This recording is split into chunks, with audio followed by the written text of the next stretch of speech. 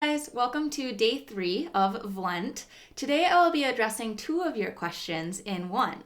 So Invincible Force asked me my perspective on the Virgin Mary, and then Kara Parsons again had asked the biggest questions about Catholicism that I had to overcome when I converted. So that had to do with the Virgin Mary. So coming in, I was this girl who felt like I just knew everything. I was waiting to just stump the priest. And when we were sitting in the RCIA class, I remember kind of asking these questions with some attitude. I'm like, well, what about this? The Bible says that. And when I brought up the Virgin Mary, he actually came forward with this whole deal that Mary is the Ark of the New Covenant.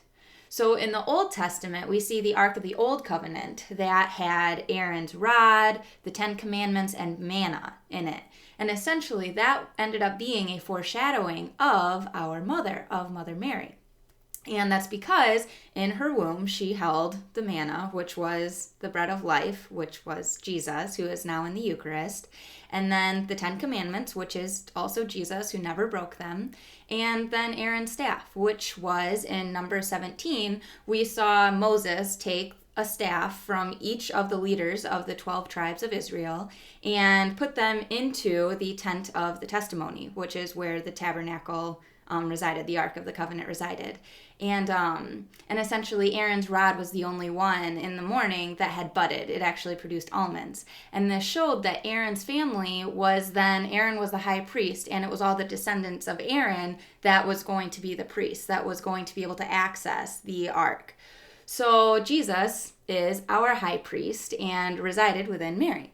So that was the first piece. But then also when we look at the Ark, all of these miracles happened surrounding the Ark. I mean, there were special depictions of how it was supposed to be made. It was coated in pure gold and nobody was allowed to touch it.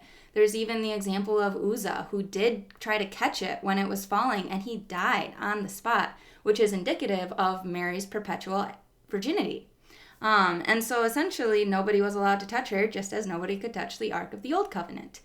And then the other piece that had come forward in this whole priest proving me wrong was the fact that when the Philistines had captured the old Ark of the Covenant, they kept it in a hill at the house of Obed-Edom. And essentially it stayed there for 3 months. And when Mary visited Elizabeth, guess where Elizabeth lived? On that same hillside in Judea where the house of Obed-Edom was.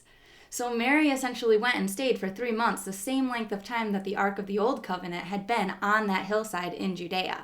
Just another, very clear connection of how Mary is the Ark of the New Covenant. She's the new Eve. She was created, this immaculate conception of the fact that, it was everything that was needed to contain everything that was formulating this religion. So that became my perspective of the Virgin Mary. Honestly, before I converted, I hadn't really even thought much of her. But after learning all of these things about her, I realized that she was just this huge part.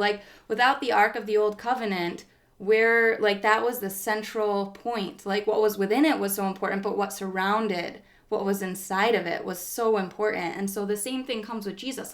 Jesus is what everything is built around, the 10 Commandments, the high priest, the bread of life, all of these things. But what that was contained within, our mother, is also just as important as that Ark of the Covenant was in the Old Testament. So there's my perspective of Virgin Mary and the biggest piece that I had to overcome when I was converting Catholic. So God bless you all. Happy Lent Day 3, and we'll see you tomorrow. Okay, God bless.